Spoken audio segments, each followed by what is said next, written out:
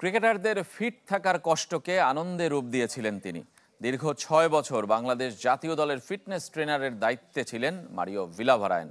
তার কাছেও বাংলাদেশ অধ্যায়, জীবনের স্মরণীয়। ৫২ বছর বয়সী সুপার মারিও কলম্বোয় স্মৃতিচারণ করেছেন সহকর্মী রেদওয়ান শোয়েবের কাছে। যারা দেশের ক্রিকেটের খোঁজ খবর রেখেছেন তাদের কাছে মারিও ভিলাভারায়ন পরিচিত মুখ। ২০১৪ থেকে ২০২০ জাতীয় দলের ক্রিকেটারদের সাথে ছায়ার মতো ছিলেন ৬ ফিট লম্বা সুঠাম দেহের অধিকারী এই ট্রেনার। জাতীয় দলের কোচিংয়ের সাথে জড়িত কারোর ক্যারিয়ারই ভিলাভারায়নের মতো লম্বা ছিল না। দেশের ক্রিকেটে কতটা অবদান রাখতে পেরেছিলেন ভিলাভারায়ন?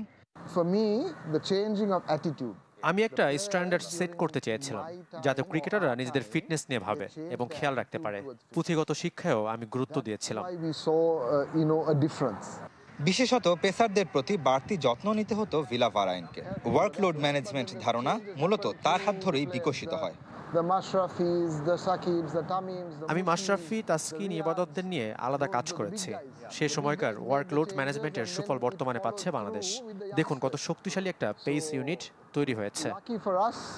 জাতীয় দল এখন শ্রীলঙ্কায়।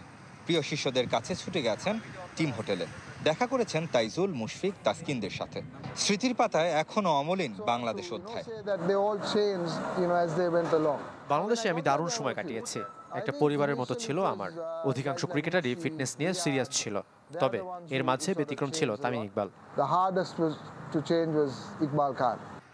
বিসিবি ভিলাভারায়নের মেয়াদ আরও বাড়াতে চাইলেও আইপিএল ব্যস্ততায় ৬ বছরের সম্পর্কের ইতি টানেন তিনি। শ্রীলঙ্কা আর ভারতের ফ্র্যাঞ্চাইজি লিগে কাজ করেন চুক্তিভিত্তিক। অস্ট্রেলিয়াতে আছে ব্যবসা। সব মিলিয়ে পরিবারকে আগের চেয়ে অনেক বেশি সময় দিতে পারছেন। ভালো আছেন super Mario. Redwan Shoaib, channel 24, Colombo, Sri Lanka.